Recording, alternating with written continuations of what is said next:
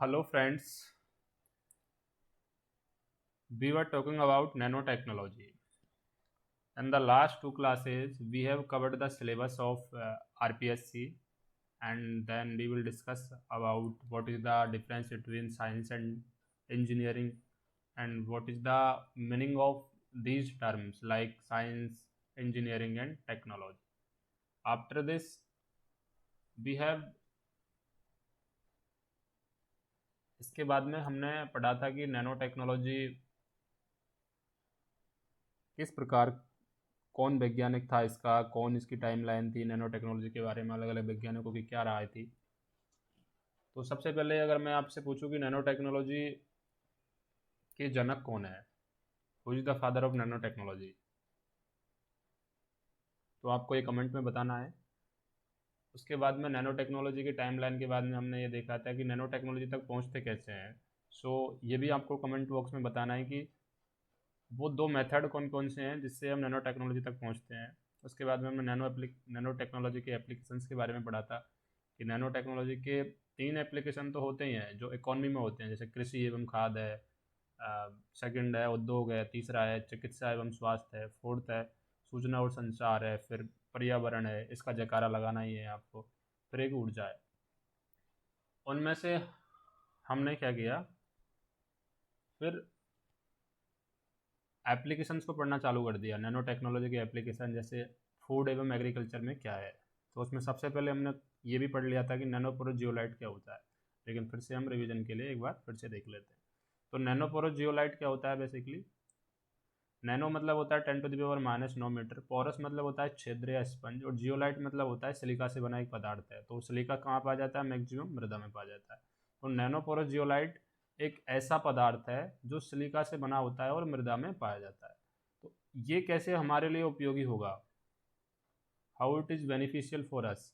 ये क्या काम करेगा, ये मृदा में जल धारण क्षमता को बढ़ाएगा, और दूसरा काम क्या करेगा, ये मृदा से जो मृदा प्रदूषक तत्व है उनको वो अवशोषित करने का काम करेगा। अब आप लोगों के माइंड में क्वेश्चन आएगा कि यार ये कैसे पॉसिबल हो सकता है। तो इसके लिए ये हो सकता है कि जैसे जो राजस्थान की जो भूमि है, not only for Rajasthan, it is, ये सब काम लेबोरेटरी लेवल पर चल रहा है और ये धीरे धीरे प्रैक्टिकल लाइफ में भी आता जाएगा। लेकिन सेकंड जो एप्लीकेशन है कि ये मृदा से मृदा प्रदूषकों को अवशोषित कर लेगा। इसका मैं अगर आपको एग्जांपल देना चाहूँ तो ये हो सकता है कि फिटकरी है वो क्या काम करती है, पानी से गंदगी को अवशोषित कर लेती है। और आपने ये एग्जांपल देखा होगा, जब कभी भी आप किसी टिकिया वाले की दुकान पे गए होगे तो वहाँ पर आपने देखा होगा कि टिकिया वाला क्या करता है कि फिटकरी को पानी में डाले रखता है। तो या तो फिटकरी की दो संभावना होती है, या तो फिटकरी तले में बैठ जाती है या फिर वो पानी पे तैरती रहती है। तो उसको वो दोनों माध्यम में ही वो क्या करती है, पानी से गंदगी को अवशोषित कर लेती है। उसी प्रकार से नैनोपोरस जियोलाइट होगा, वो क्या करेगा, मृदा प्रदूषक तत्वों को वो अवशोषित कर लेगा। और सेकंड थिंग क्या होगी कि जो मृदा है उसमें वो जल धारण क्षमता को बढ़ाएगा। जैसे लेट सपोज कि कोई पृष्ठभूमि, कोई खेत ऐसा है, तो इस खेत में या तो जो मृदा के कण है वो बहुत दूर दूर होंगे, तो पानी निकल के बहुत नीचे स्तर पर चला जाएगा, या फिर ये कण बहुत नज़दीक नज़दीक होते हैं तो पानी ऊपर ही भरा रहता है, जैसे ही वाष्पोर्जन होकर ये वापस से एनवायरनमेंट में चला जाता है। तो ये काम करेगा नैनोपोरस जियोलाइट। इसके दो ही प्रोसेस हैं, आपको नाम याद रखना है, नैनोपोरस जियोलाइट। नैनो का मतलब 10⁻⁹, पोरस मतलब छिद्र या स्पंज। स्पंज का काम करता है, लेट सपोज कि आपके रूम में कोई भी चाय गिर गई है, तो आप स्पंज जैसे कोई भी कपड़ा लेते हो उसके ऊपर घुमाते हो तो वो पूरा जो लिक्विड है वो स्पंज में आ जाता है, और जैसे ही आप उसको बाहर ले जाके निचोड़ देते हो तो वो क्लीन हो जाता है। उसी तरीके से ये इसकी मैकेनिज्म होगी नैनोपोरस जियोलाइट। उसके बाद में आता है नैनो कैप्सूल। नैनो कैप्सूल्स क्या होते हैं, ये ऐसे कैप्सूल नहीं है कि ये स्मार्ट कीटनाशी हैं, स्मार्ट पेस्टिसाइड्स हैं कि ये फ़ोन चला लेंगे या फिर बातें कर लेंगे या फिर मैसेज को एक दूसरे से दूसरी तरफ भेज देंगे। ये क्या करेंगे कि जहाँ पे वांछित जगह पर वांछित कीटों को ही नष्ट करेगा। नैनो कैप्सूल की मैकेनिज्म क्या होगी कि ये क्या करेगा, आपकी जो पर्टिकुलर प्लेस है और पर्टिकुलर कीटों को ये नष्ट करने का काम करेगा। अब से पहले जो हमारे जो पेस्टिसाइड होते थे वो क्या करते थे कि वो सारे प्रकार के ही जीवों को मार देते थे। जैसे लेट सपोज कि चाहे वो जीव एग्रीकल्चर फ्रेंडली हो, चाहे वो न्यूट्रल हो, चाहे फिर वो हानिकारक हो, सबको ही मार देते थे। सेकंड थिंग क्या होती थी कि जो भी हमारे जो फ्रूट्स होते थे या फिर जो भी खाद्य पदार्थ होता था जिसको हम खाते थे, वो किसी भी तरीके से उस पर पेस्टिसाइड्स का छिड़काव होता था और वो मनुष्य या फिर कोई भी जीव के पेट में जहर बनकर वो जाता था। तो ये इसका एक डिसएडवांटेज था। तो इसको दूर करने के लिए नैनो टेक्नोलॉजी का उपयोग कर रहे हैं। लेबोरेटरी लेवल पे ये काम चल रहा है और धीरे धीरे अभी प्रैक्टिकल लाइफ में ये सब चीज़ आने प्रारंभ हो जाएगी। तो एक स्मार्ट कीटनाशी बनाया जाएगा जिसकी काम क्या होगा कि वो वांछित जगह पर वांछित कीटों को ही नष्ट करेगा। तो इससे जो जो दो डिसएडवांटेज थे उनकी वो भरपाई कर देगा, यानी उनकी जो लिमिटेशंस है उनकी पूर्ति वो कर देगा। तीसरा काम करेगा नैनो सेंसर। अब नैनो सेंसर का मतलब क्या होता है? सेंसर मतलब होता है एक सूचक होता है कि कोई भी चीज़ अगर मैक्सिमम से ज़्यादा हो रही है तो उसका पता चल जाएगा। कोई भी चीज़ अगर न्यूनतम से कम हो रही है तो भी उसका पता चल जाएगा। इसी तरह नैनो सेंसर क्या करेगा? मृदा प्रदूषक या क्षरण का सूचक है ये। जैसे कोई मृदा में बहुत ज़्यादा गंदगी फैल गई है तो ये बता देगा कि भाई अब इस मृदा में बहुत ज़्यादा प्रदूषक तत्व आ चुके हैं, तो ये खेती करने योग्य नहीं है। और उसकी उपजाऊ जो ज़मीन है वो उसकी ख़त्म हो गई है, तो इस पर आप पहले वर्क कीजिए। ये काम कैसे होता है? प्रकृति में ये चीज़ एग्जिस्ट करती है कि ऑटोमेटिकली सेंसर मतलब सूचक मिलता है। जैसे महासागर होते हैं उनमें जो प्रदूषण ज़्यादा बढ़ जाता है तो उसका कैसा पता चलता है? हम कैसे डिसाइड करते हैं कि ये महासागर है, इसमें बहुत ज़्यादा प्रदूषण हो गया है? तो प्रवाल भित्तियाँ होती हैं जो कैल्शियम कार्बोनेट की बनी होती है। महासागर है कोई भी, तो उन महासागरों के अंतर्गत क्या होता है? प्रवाल भित्तियों की चट्टानें बनी होती है कैल्शियम कार्बोनेट की, और वो कैल्शियम कार्बोनेट की चट्टानें क्या है, अपना कलर बदलना चालू कर देती है। तो उस बात से हमको पता चलता है कि यार ये महासागर में अब क्या होगा, प्रदूषक बहुत ज़्यादा हो गया है, बहुत ज़्यादा प्रदूषित हो गया है। तो उसी तरीके से यहाँ पे नैनो सेंसर नैनो टेक्नोलॉजी के माध्यम से आएगा और उसकी सहायता से हम ये पता कर पाएंगे एग्रीकल्चर सेक्टर में कि हाँ ये खेत है उसमें बहुत ज़्यादा अब प्रदूषक तत्व विद्यमान हो गए हैं, तो ये खेती करने के योग्य नहीं है, उसको फिर हम फर्टिलाइज करेंगे। अगला है नैनो मैग्नेट। तो एज यू नो कि मैग्नेट का काम क्या होता है? ये लोहे चुंबक तत्वों को अपनी ओर आकर्षित कर लेता है।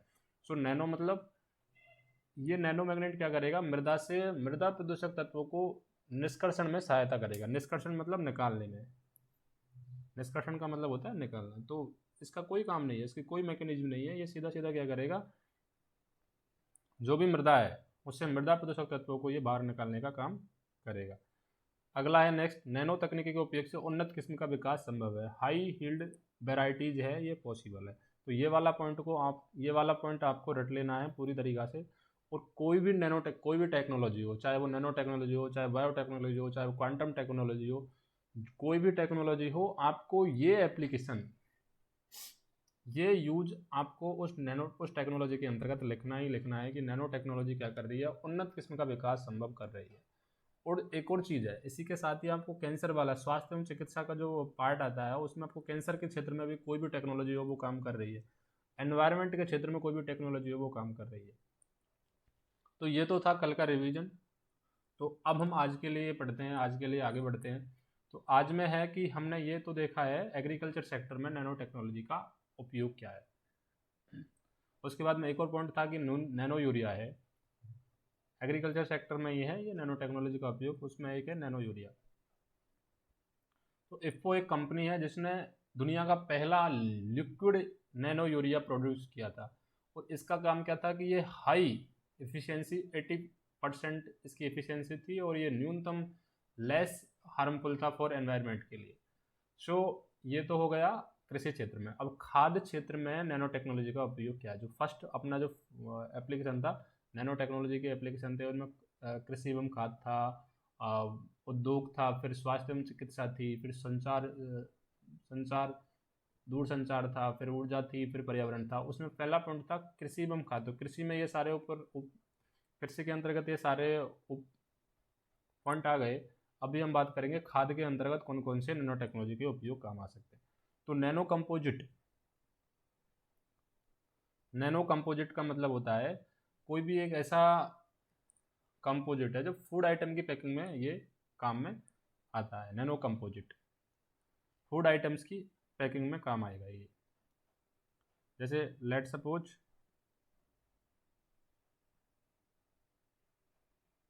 Nano composite.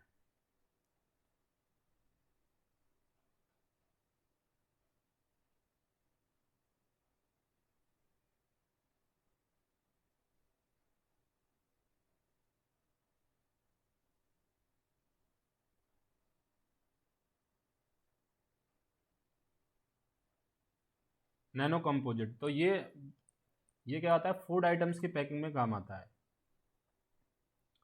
फूड आइटम्स की पैकिंग कैसे होती है, जैसे कि कोई भी आपको मान लेट सपोज, जैसे कि आप मॉर्निंग में जगते हो, फिर आप टिप्पन पैक करके जाते हो, तो टिप्पन जो अपना जो टिप्पन होता है वो क्या होता है, मैक्सिमम लोगों का टिप्पन होता है वो प्लास्टिक का होता है।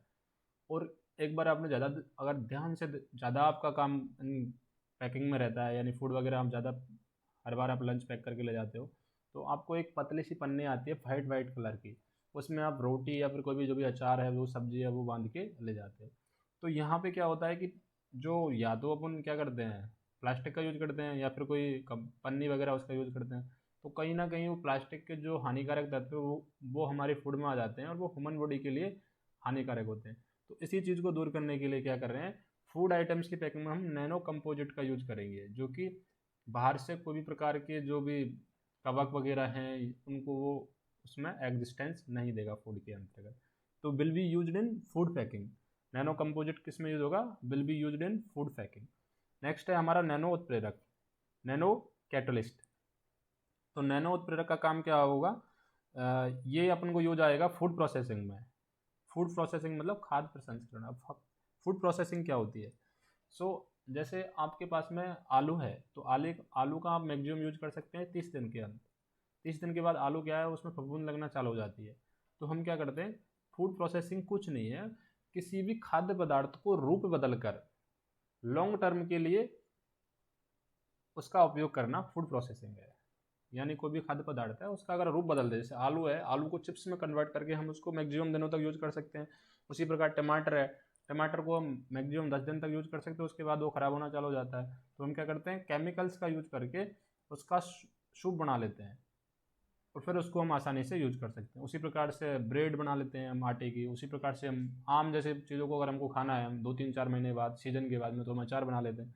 तो यही है, उसमें क्या होता है, हम केमिकल्स यूज करते थे अब से पहले, लेकिन यहाँ पे केमिकल्स यूज ना करके अब के बाद हम क्या करेंगे, जैसे जैसे नैनो टेक्नोलॉजी आगे आते जाएगी, हम इसमें नैनो कैटलिस्ट यूज करेंगे, जो कि खाद्य पदार्थ के प्रसंस्करण या फूड प्रोसेसिंग में हमें हेल्प करेगा। फिर है सडन रोधी नैनो कोटिंग। ये भी सेम इसी पॉइंट से रिलेटेड पॉइंट है कि खाद्य पदार्थों में सडन को रोकने हेतु सडन रोधी आवरण बनाने में इसका उपयोग किया जाएगा। सो ये पॉइंट भी जस्ट रिलेटेड है।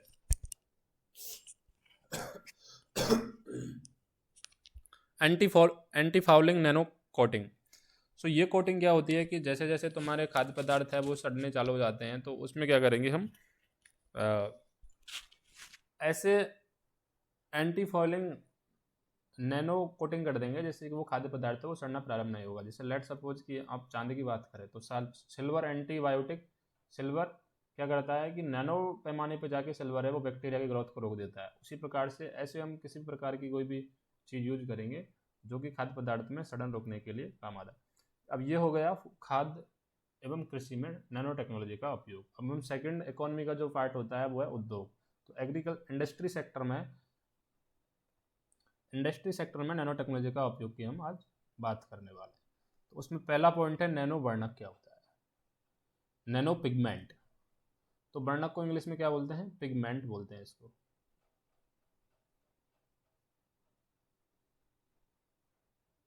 नैनो वर्णक क्या होता है, नैनो वर्णक ये अधिक स्थायी होता है, वह कम हानिकारक रंगों के निर्माण में काम आता है।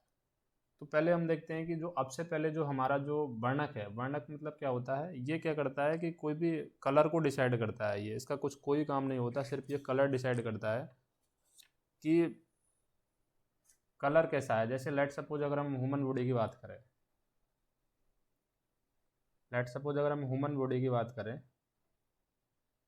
तो ह्यूमन बॉडी के अंतर्गत क्या क्या होता है, एक मेलेनिन नाम का वर्णक पाया जाता है। और वो मेलेनिन नामक वर्णक क्या करता है, अगर उसकी पॉजिटिवनेस ज़्यादा है, वो ज़्यादा है तो बॉडी का कलर काला होगा, और अगर वो कम है तो बॉडी का कलर क्या होगा, गोरा होगा। उसी प्रकार से जो पहले के जो वर्णक होते थे, पहले के जो वर्णक होते थे, पहले के जो रंग होते थे वो कम स्थायी होते थे और मोर हार्मफुल होते थे, less effective and more harmful.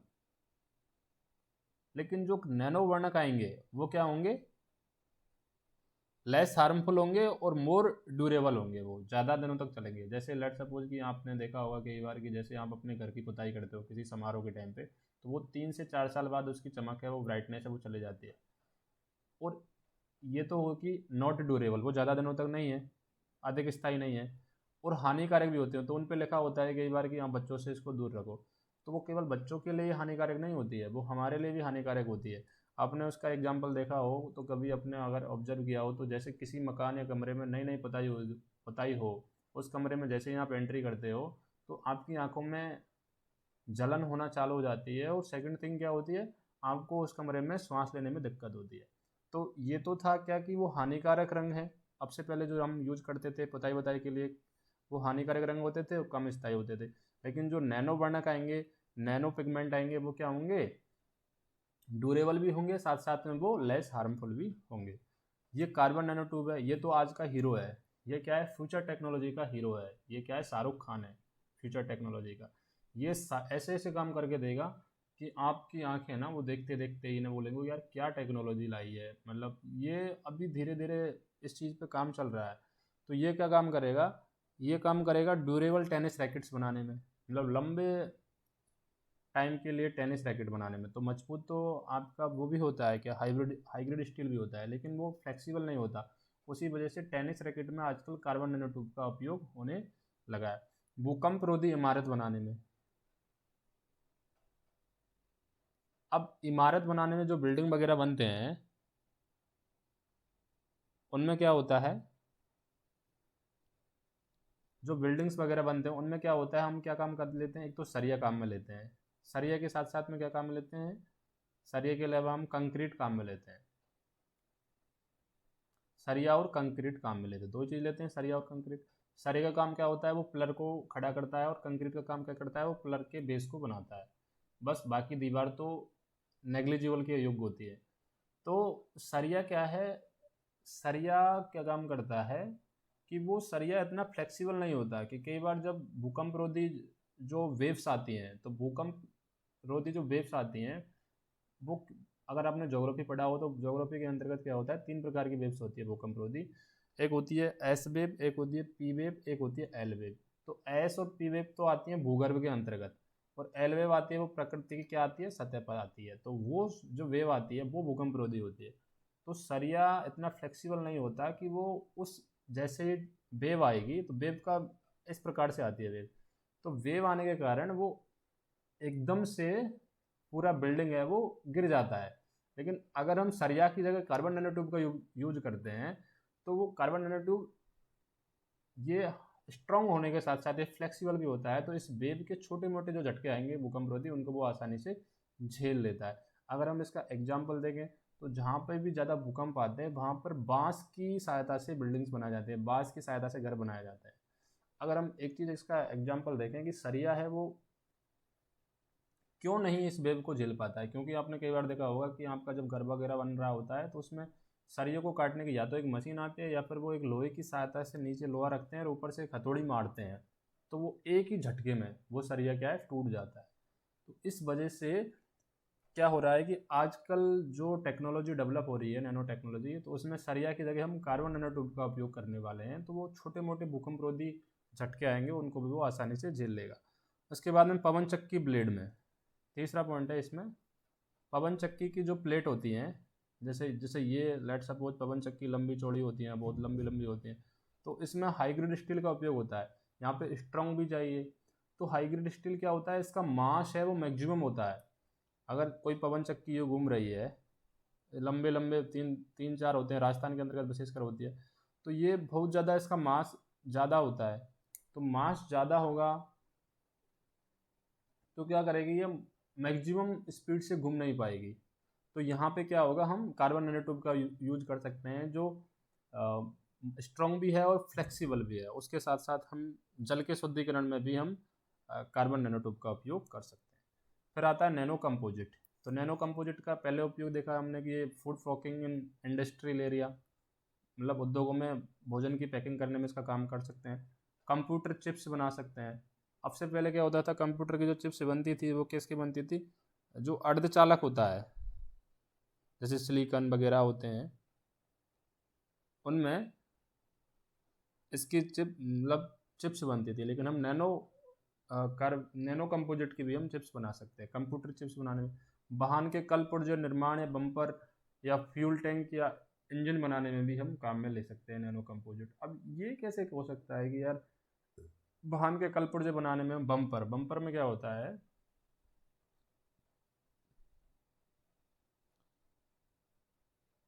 Bumper या scratch proof bumper fuel tank या इंजन बनाने में। तो नैनो कंपोजिट्स का मतलब एक तो होता है फूड पैकिंग इंडस्ट्री, एक होता है कंप्यूटर चिप्स, एक होता है component of automobiles, scratch proof bumper, fuel tank and engines.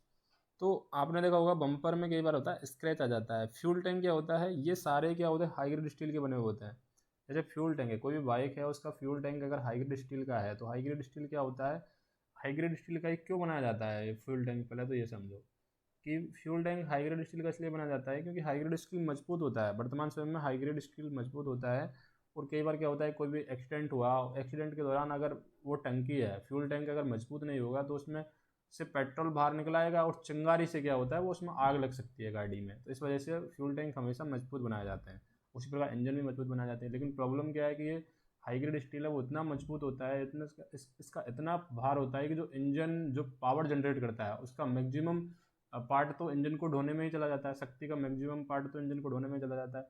तो इस काम को कम करने के लिए क्या किया कि हम नैनो कंपोजिट का यहाँ पे यूज कर सकते हैं कि जो उसका लेस तो मास होगा और वो मैक्सिमम मतलब कम पावर वो जिसका मतलब कि क्या बोलते हैं कि आ, उसका वजन भी कम होगा जो इंजन बनेगा उसमें। अब देखो वो ट्रकों के या ट्रैक्टरों के इंजनों में कितना वो वजन होता है, तो ट्रैक्टर जो पावर जनरेट करता है उसका मैक्सिमम जो शक्ति है मैक्सिमम पावर तो उसके इंजन का वजन ढोने में निकाल देता है। तो इसी वजह से फ्यूल टैंक है, आज के टाइम में फ्यूल टैंक में भी आग लग जाती है। जैसे गाड़ी गिरती है, स्क्रैच लगते हैं, कंक्रीट के साथ में कनेक्शन होता है फ्यूल टैंक का, तो फट जाता है और फट के जैसे ही वो चिंगारी बनती है उस पूरी गाड़ी में आग लग जाती है। इसका अगर हम एग्जाम्पल देखें तो जो लौंडे होते हैं, एक दो लौंडे होते हैं ना बदमाश लौंडे, जो गाड़ी को पीछे के साइलेंसर को रोड के सहारे चिपका के जो चिंगारी निकालते हैं, वो सिर्फ हाइग्रेड स्टील का ऐसा ही यूज है।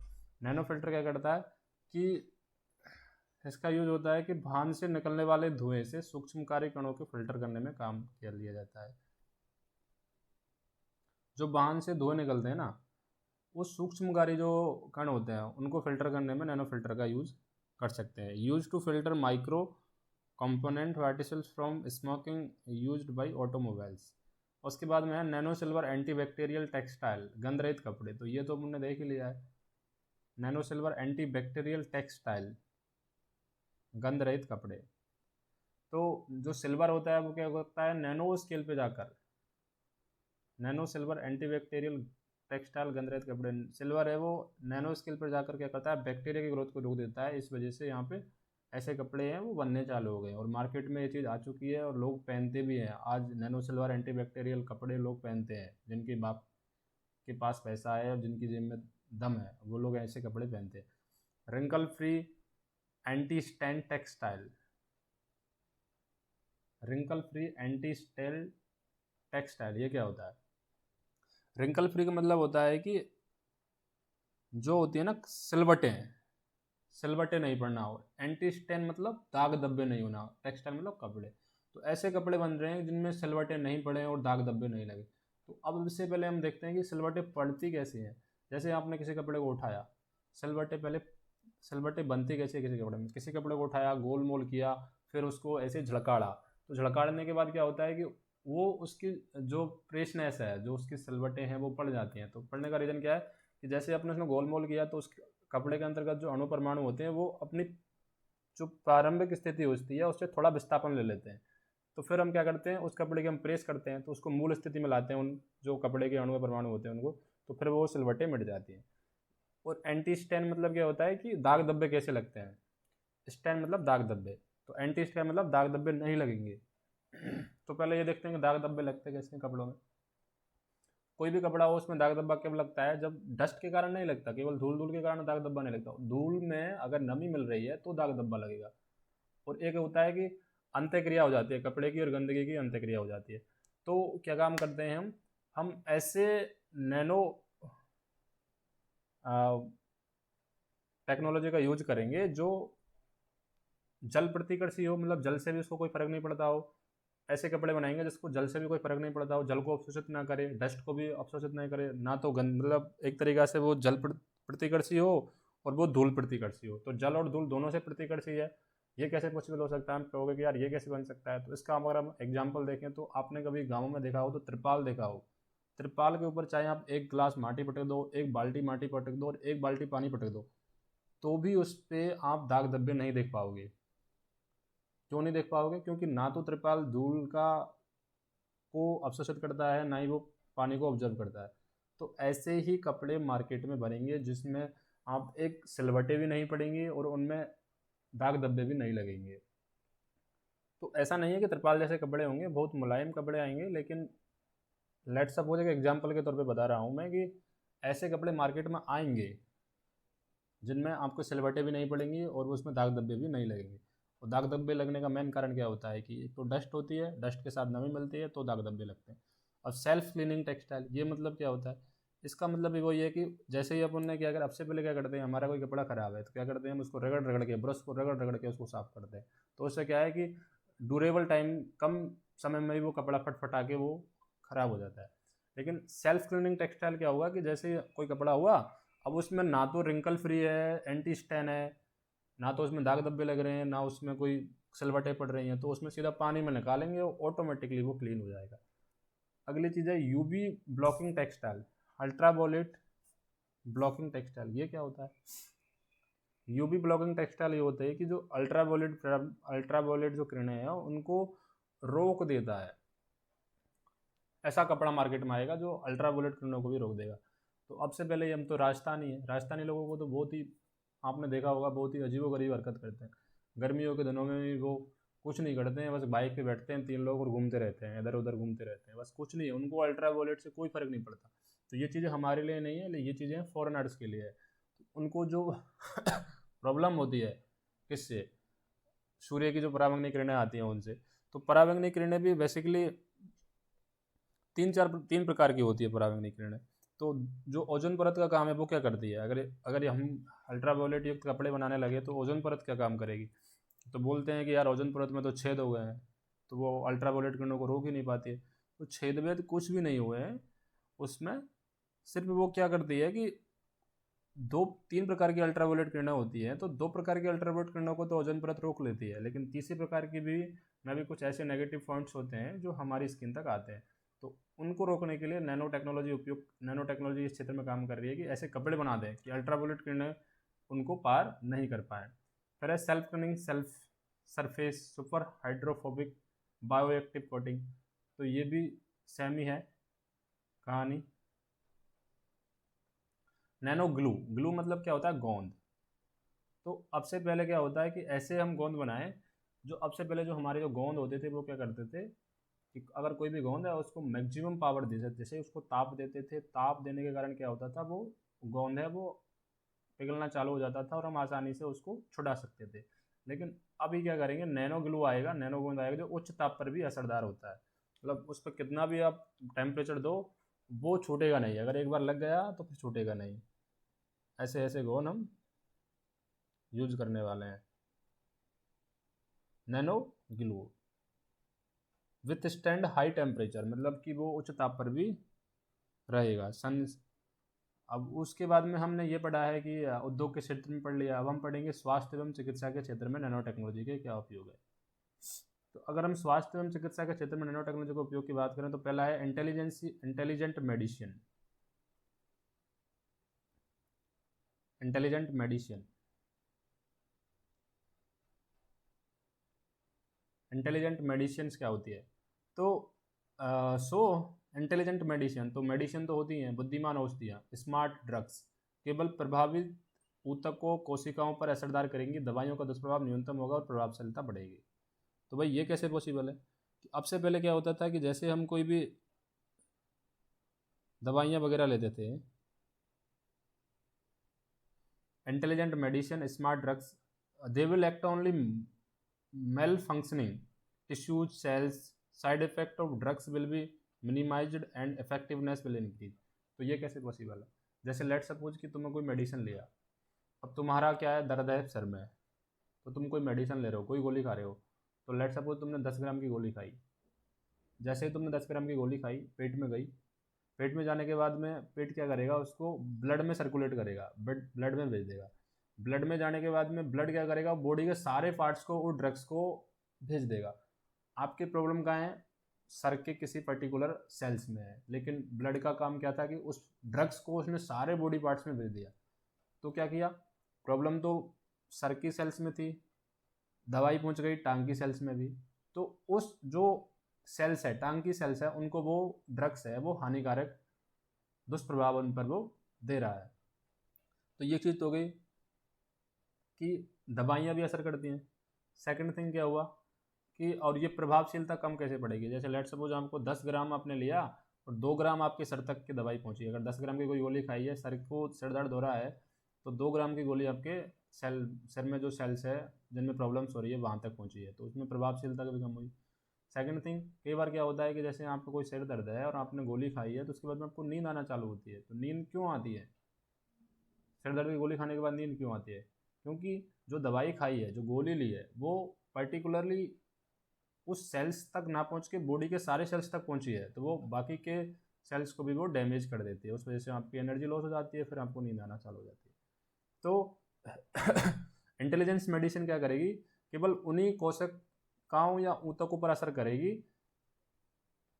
और दवाई का दुष्प्रभाव मतलब अगर पर्टिकुलर कोशिका में कोई प्रॉब्लम है और उसी पर असर करेगी, तो बाकी की प्रॉब्लम तो होगी ही नहीं। तो और ये प्रभावशाली भी ज़्यादा होगी। लेट सपोज इसका एक और एग्जांपल देता हूँ मैं आपको। लेट सपोज आपके पेट में दर्द है, आप डॉक्टर के पास गए कि डॉक्टर साहब मेरे पेट में दर्द है, तो डॉक्टर क्या करेगा, आपको एक गोली दे देगा, फिर बोलेगा कि आप अगर इस गोली को खाओ, अगर नहीं होते तो 2 दिन बाद वापस आओ। 2 दिन बाद आप वापस गए, फिर बोलेगा डॉक्टर कि यार आपको अल्सर हो गया, आपका ऑपरेशन करना पड़ेगा पेट का। उसने आपका ऑपरेशन चालू कर दिया। सबसे पहले ऑपरेशन में क्या क्रियाविधि होती है, आपके पेट को चीरेगा, पेट को चीरते क्या करेगा, आपके पेट की जो मांसपेशियाँ उनको वो शहीद कर देगा। अब गलतियाँ बेचारी पेट की मांसपेशियों की थोड़ी ना है, गलतियाँ तो पेट के अंदर कोई पर्टिकुलर सेल्स या कोशिका या ऊतक में प्रॉब्लम है। लेकिन सबसे पहले काम क्या हुआ, आपके पेट की औषधियाँ, पेट की मांसपेशियाँ, उनको शहीद कर दिया डॉक्टर ने। तो ये तो एक नेगेटिव पॉइंट है ना, जहाँ पे प्रॉब्लम है वहाँ पे कोई क्रियाविधि या कोई भी मैकेनिज्म होनी चाहिए। तो इंटेलिजेंस मेडिसिन क्या काम करेगी कि सीधा सीधा क्या करेगी, वो उस ऊतक या कोशिका को टारगेट करेगी जिस ऊतक या कोशिका में प्रॉब्लम होगी, उससे पहले कोई भी काम नहीं करेगी। अब नेक्स्ट थिंग क्या है कि नैनो टेक्नोलॉजी बेस्ड सर्जरी होती है। जैसे अभी इसी इसी बात को मैं बात करूँ, पेट में चीरा फाड़ा करने की, तो लेट सपोज आपके पेट में कोई प्रॉब्लम है, नैनो तकनीकी आधारित सर्जरी है। जैसे कोशिका स्तर पर शल्य क्रिया की जा सकेगी जिसमें रक्त हार्स व संक्रमण का खतरा भी नहीं होगा। तो अब ये देखते हैं, नैनो टेक्नोलॉजी आधारित सर्जरी की जा सकेगी। तो इसमें क्या है, कोशिका स्तर पर शल्य क्रिया मतलब ऑपरेशन किया जा सकेगा, और जिसमें रक्त हार्स भी संक्रमण का भी खतरा नहीं होगा। लेट सपोज आपके सेल की जो साइज होती है वो कितनी होती है, 10⁻⁻⁴, और नैनो टेक्नोलॉजी में जो साइज है वो कितनी होती है, 10⁻⁻⁹। 10⁻⁻⁹ से 10⁻⁻⁴ तो एक मजाक है भाई। जब काम हम 10⁻⁹ पे कर सकते हैं, तो 10⁻⁻⁴ सेल की साइज होती है, हमारी कोशिका की साइज कितनी होती है, 10⁻⁻⁴। तो जैसे लेट सपोज आपके पेट में किसी कोशिका में प्रॉब्लम हुई है, वहाँ पे आपको कोई शल्य क्रिया ऑपरेशन करना है, तो सबसे पहले काम क्या करते हैं, हम ब्लड को, अपने पेट को चीरा लगाते हैं।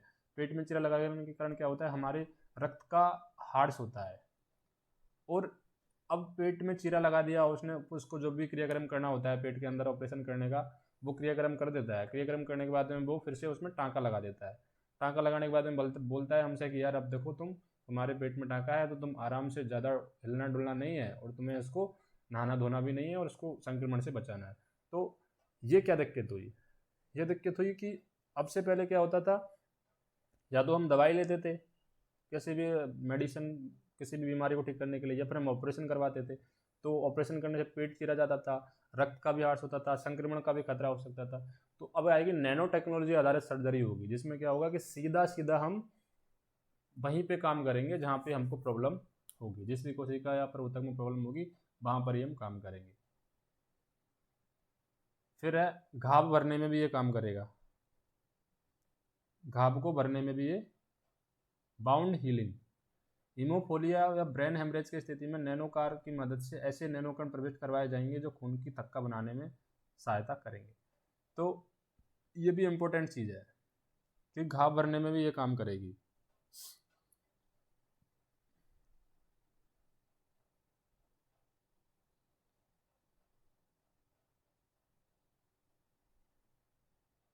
Bound healing in case of haemophilia disease और brain haemorrhage, nano particle can be injected which will help in the forming blood clot.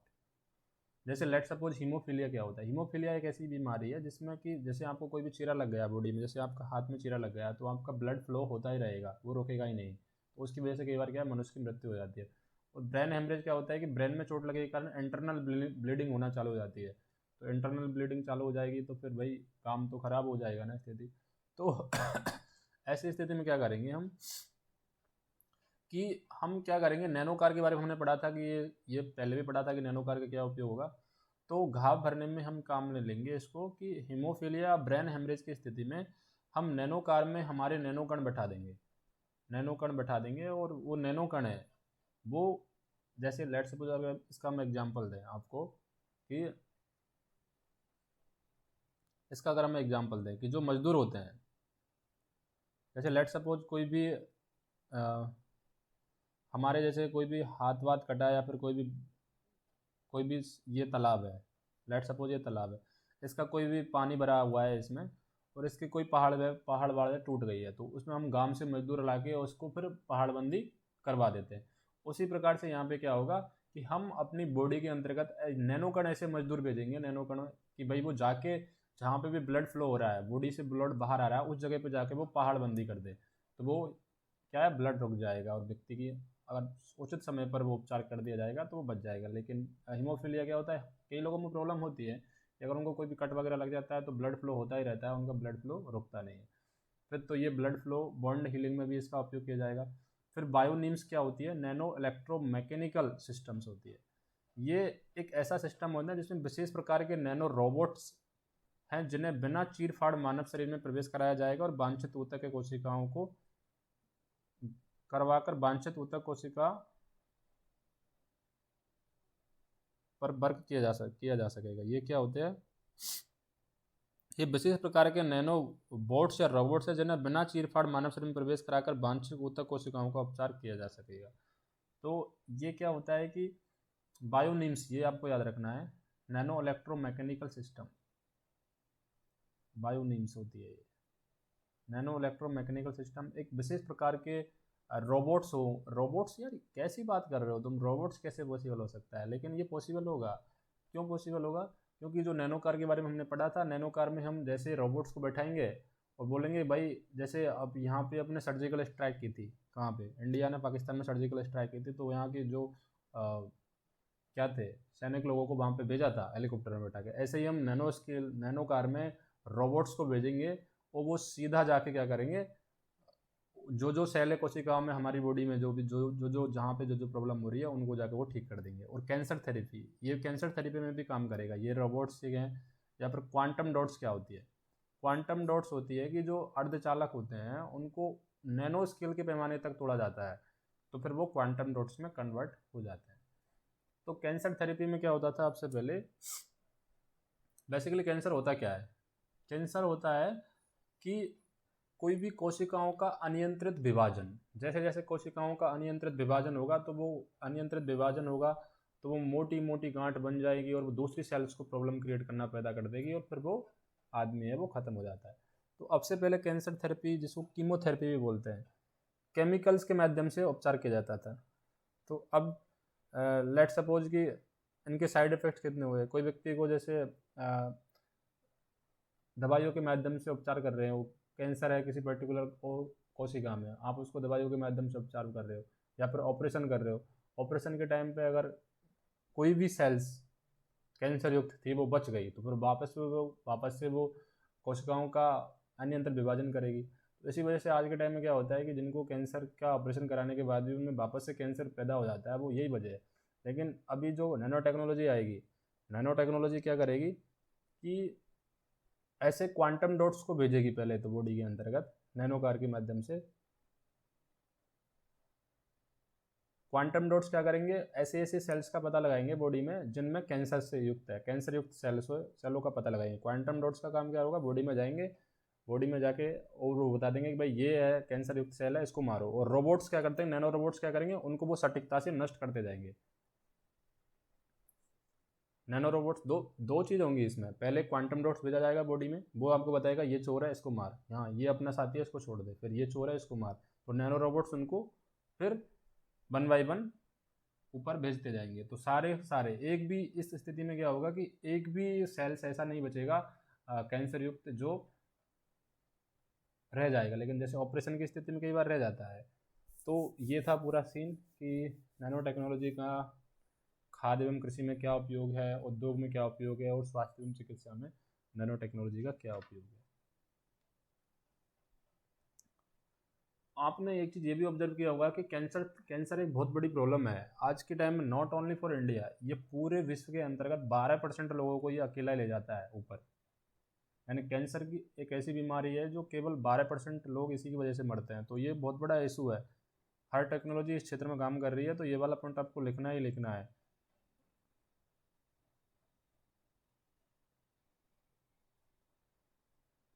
अभी जो होता है ऑपरेशन, या तो वो रेडिएशंस के माध्यम से होता है या फिर वो चीर फाड़ करके होता था।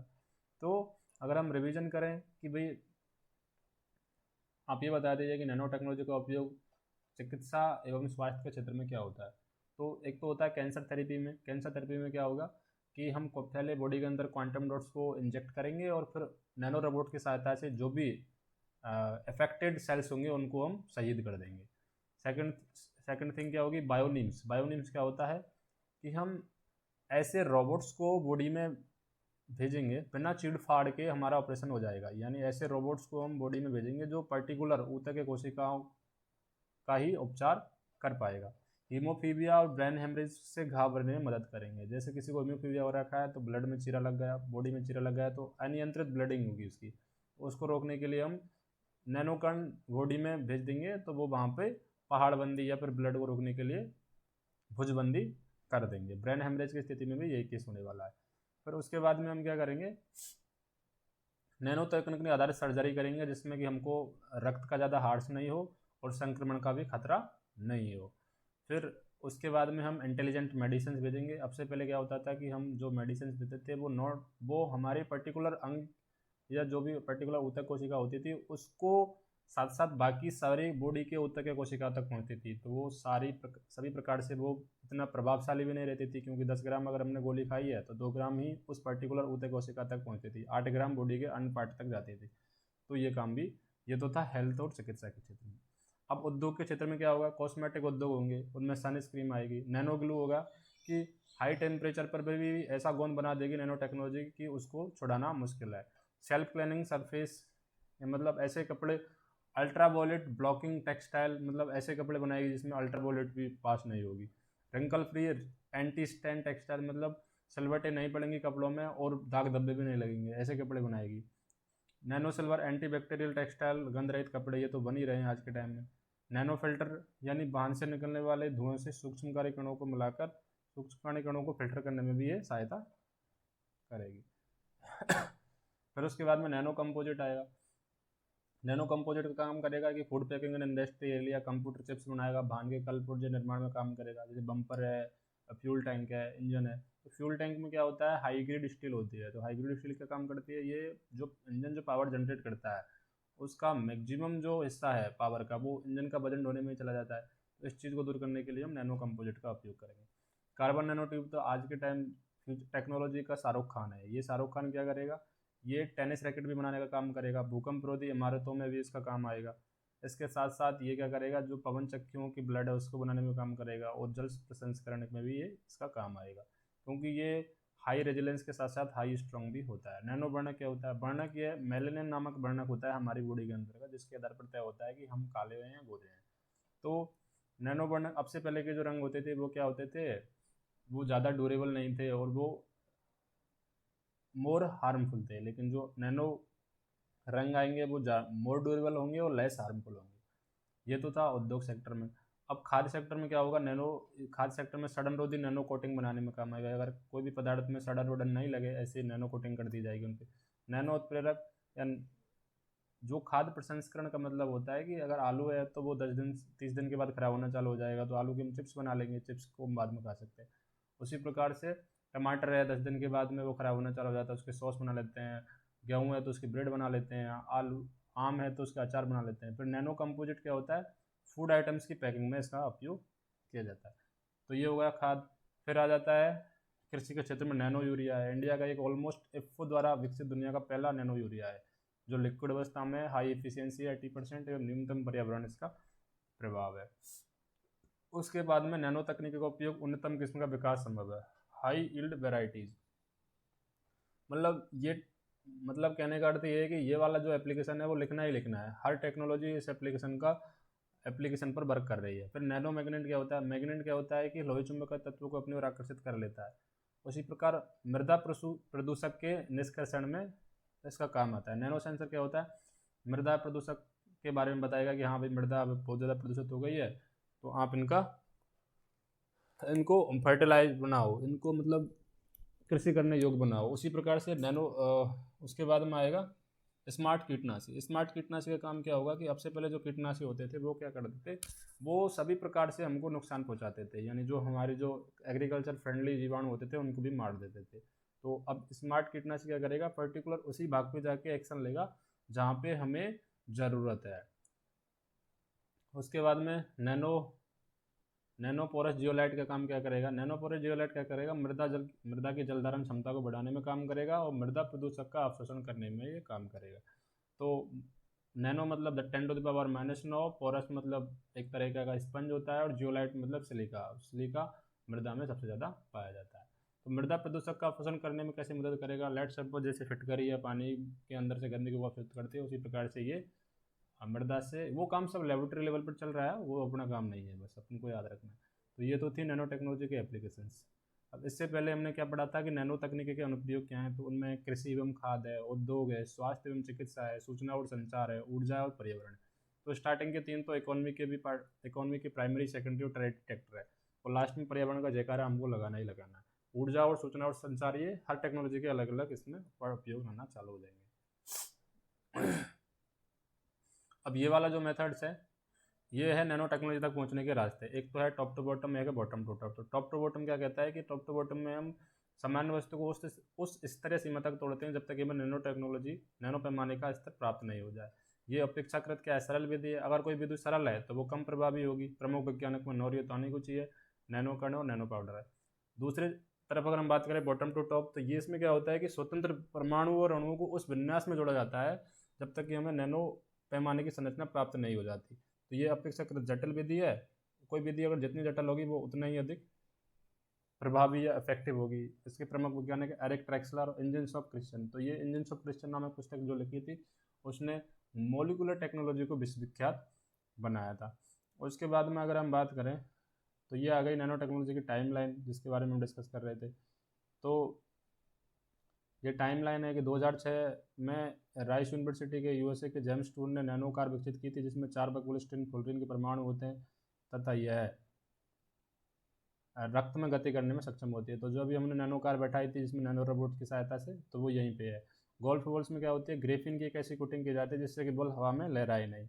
और ये सब नैनो ट्यूब के काम है। नैनो प्रौद्योगिकी उत्पाद 2000 के सत्र में आते आते आना चालू हो गई। उनमें पहला है गोल्फ बॉल, मजबूत टेनिस रैकेट और नैनो सिल्वर एंटीबैक्टीरियल मोजे। तो ये तीनों चीज़ें हमने पहले पढ़ ही चुके थे, हम जस्ट रिविजन के लिए देख रहे हैं। अब 1992 में क्या हुआ, नैनो स्ट्रक्चर कैटलिस्ट मटेरियल आए, MCM41 MCM48। ये कैटलिस्ट क्या कर रहे हैं कि कच्चे तेल के शोधन में, ड्रग डिलीवरी और जल प्रसंस्करण में उपयोग किए जाते थे। तो कच्चे तेल के शोधन और ड्रग डिलीवरी वो नहीं है कि जो ड्रग को भेजे। ये ड्रग डिलीवरी वो है कि पर्टिकुलर किसी बॉडी के पार्ट तक कोई औषधि पहुंचाना, जैसे इंटेलिजेंस मेडिसिन अभी हम पढ़ के आए हैं, वो वाली चीज़। 1991 में जापानी वैज्ञानिक सुमियो जीवा ने कार्बन नैनो ट्यूब का निर्माण किया था, इसको भी याद रखना। ये इंजन्स ऑफ क्रिश्चियन नामक पुस्तक लिखी थी जिसने मॉलिकुलर टेक्नोलॉजी को विश्वविख्यात बनाया। अब यहाँ पे हम बात करें बकबलिस्टर फुलरीन, बकबलिस्टर फुलरीन को क्या होता है, ग्रेफाइट को हाई टेम्परेचर पर अगर गर्म करें तो हमें फुलरीन प्राप्त हो जाती है, कार्बन के अपर रूप है। फुलरीन के अंतर्गत 32 फलक होते हैं, जिसमें 20 षटकोणीय होते हैं और 12 पंचकोणीय होते हैं। इसके बाद में हम 1981 से पहले परमाणु अणु के भीतर तक का चित्र लेना पाना संभव नहीं था, लेकिन 1981 में स्कैनिंग टर्लिंग माइक्रोस्कोप आया और 1982 में एटॉमिक फोर्स माइक्रोस्कोप आया, जिसके बाद में हम परमाणु अणु के भीतर तक चित्र लेना संभव कर पाए। 1974 में टोंक्यो विश्वविद्यालय के एक प्रोफेसर थे नोरियो तानेगुची, जिन्होंने नैनो तकनीकी शब्द दिया। और 1959 में एक बैठक हुई थी जिसमें अमेरिकी वैज्ञानिक थे रिचर्ड फिनमैन, जिसको नैनो टेक्नोलॉजी का फादर कहा जाता है। उन्होंने एक भाषण दिया कि there is a plenty of room at the bottom. इसका मतलब है कि शक्ति की जो अपार संभावना है वो तल की तरफ है। तो ये तो था नैनो टेक्नोलॉजी की समय रेखा। उसके बाद में हमने ये देखा था कि भाई नैनो स्केल है वो कहाँ से कहाँ तक होती है। नैनो स्केल होती है 1 नैनोमीटर से 100 नैनोमीटर, यानी 10⁻⁹ से 10⁻⁷ मीटर, ये होती है नैनो स्केल। नैनो एक ग्रीक शब्द है जिसका अर्थ होता है बोना, और नैनो तकनीकी शब्द जापानी वैज्ञानिक नोरियो तानेगुची ने 1974 में दिया था। अब उसके बाद में थोड़ा सा और बचा है कि ये हम देख लेते हैं कि 10⁻0 की वैल्यू होती है 1। 10⁻1 को हम क्या बोलते हैं, 10⁻1 को बोलते हैं डेसी डेका, 10⁻2 को बोलते हैं एक्टा, 10⁻3 को बोलते हैं किलो, 10⁻6 को बोलते हैं मेगा, मेगा मतलब MB, और 10⁻9 को बोलते हैं गीगा मतलब GB, और 10⁻12 को बोलते हैं टेरा, टेरा मतलब 10⁻15 को बोलते हैं पीटा, 10⁻18 को बोलते हैं एक्जा। उसी प्रकार से 10⁻1 को बोलते हैं डेसी, 10⁻2 को बोलते हैं सेंटी, 10⁻3 को बोलते हैं मिली, 10⁻4 कैंसर सेल अभी बताया था हमने, 10⁻5 को हेयर की साइज आ जाती है, 10⁻6 माइक्रो RBC या बैक्टीरिया, 10⁻7 होती है वायरस का, और 10⁻9 DNA और कार्बन नैनोट्यूब, 10⁻9 DNA और कार्बन नैनोट्यूब, और